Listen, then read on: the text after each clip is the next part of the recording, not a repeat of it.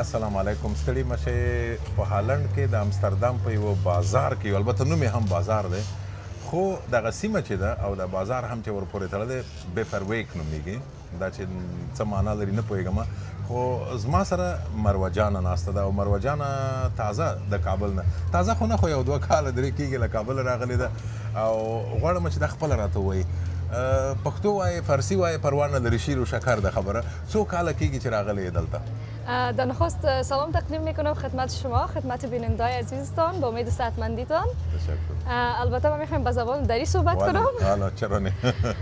و تقریبا 3 سال چند ماه شد که در هلند زندگی میکنم. و در افغانستان چی کار میکردین؟ درس میخواندین؟ کار میکردین؟ بله، در افغانستان هم درس میخواندیم و هم کار میکردم. محصل پنجه حقوق علوم سیاسی بودم و همچنان در یکی از رسانه‌ها کار میکردم به عنوان مجری برنامه‌های سیاسی و خبری. خب از این معلوم میشه که برای شما اینقدر جای نیست که آدم بگوید که واو این جای است که من میخواستم، به خاطر که شما به حساب مجبوری اینجا اومدین و به معنی از اینکه در اوج زندگی شما خوبتر بوده نسبت به هلند. خب هلند یک کشور است که متاسفانه در بخش رسانه بسیار زیاد ضعیف هستند نسبت به جرمنی یا نسبت به ممالک دیگر، ولی الحمدلله شکر به هر حال بهتر است، چون در افغانستان دیگر زمینه کاری و تحصیلی مهیا نبود و بهتر که حداقل میتونیم اینجا تحصیل خود ادامه بدیم. خود چی میکنین در اینجا؟ میگن خوبتر است، چی خوبیش چی است برای شما مثلا؟ خوبیش در اصل خب به وطن خود ما هیچ وقت نمیرسه، چون یک کامپلیت، یک تکمیل، یک آینده بر خود پلان ریزی کرده بودم در افغانستان که متاسفانه کلش نقش برآب شد. چی بود آینده؟ خب در اصل من زیاد خوش داشتم بعد از اینکه فاکولته را خلاص کنم، بر علاوه که در رسانه کار میکردم، نمیخواستم که مثلا سارنوال یا قاضی در بخش قوه قضایی کشور افغانستان باشم یا در کابل باشم.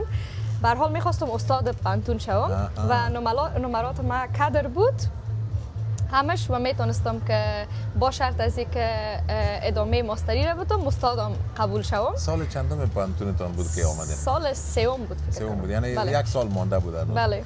خب معلوم میشه که و ارمانا به اصطلاح عملی نشد. بله. ولی در اینجا چی پلان دارین؟ چی میخواین بالاخره بکنین؟ خب در اینجا پلان ما این است که طبیعی است که میخوایم درس بخوانم، اما دیگه در اصل ما یکی از آرمانهای بزرگم این بود که یک روز بتونم در یک رسانه بسیار زیاد بزرگ کار کنم و رسانه هم که بسیار زیاد خوش داشتم، خبرگزاری و رسانه BBC بود. اما متاسفانه که هلند یکم مشکلات است، اما ما کوشش میکنم که اینجا زیادتر سطح زبان بالاتر به دست بیارم تا یک حداقل یک رشته خوبتر را بتونم بخوانم که ادامه زندگی خود وقتی که هستیم باید یک کار را انتخاب کنیم در یک کشور که زندگی میکنیم که از اون کار اول عاید خوبتر داشته باشیم. ملګرو ما مروه جانې ته نه دی ویلی زه BBC کې کار کوم چې بیا ونه وایه چې دې ته دې ویلي دي او دا زه هم BBC کې کار کوم. چقدر خوب، خیلی دیگه خوب شد یک واسطه پیدا شد. نو فکر کوئ چې په دې وطن کې د افغانانو عمومي وضعیت څنګه دی؟ تاسو خپل ورسره راشه درشه لرئ نه؟ اسم که شما امروز در بازار بیفرویک آمدین و ما آمدیم به خاطر این بازار وقتی که من میایم فکر میکنم در کابل هستم، به خاطر که الحمدلله افغانای ما در هلند بسیار زیاد پیشرفت کردن، نام خدا شرکت‌های کلان دارن.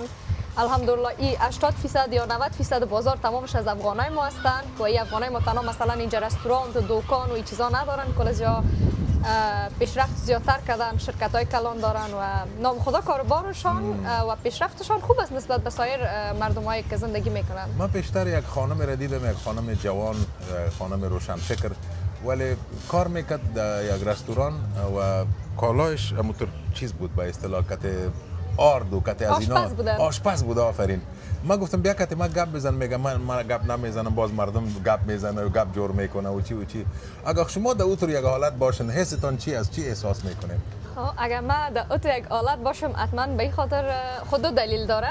یک شاید مشکلات خانوادگی داشته باشن، نتونن که روی پرده بیان و دومی که شاید اونا یک نال من نفهم که چه وقت آمده یا حال آمده. دست فکر وکړه د تاسو غونډه هم دغه وخت کې راغلی ده، هم دغه رقم ټیپی و هم دغه سه عمر و هم دغه سه هوښیار و هغه څه مجبوریت لري فکر کې له مجبوریت دی که له مستی نه دی چې نه مثلا فکر میکنم شاید از مجبوریت آشپزی کنن به خاطر از اینکه راستش وقتی که ما در اروپا زندگی میکنیم بسیار زیاد فرق داره تا افغانستان.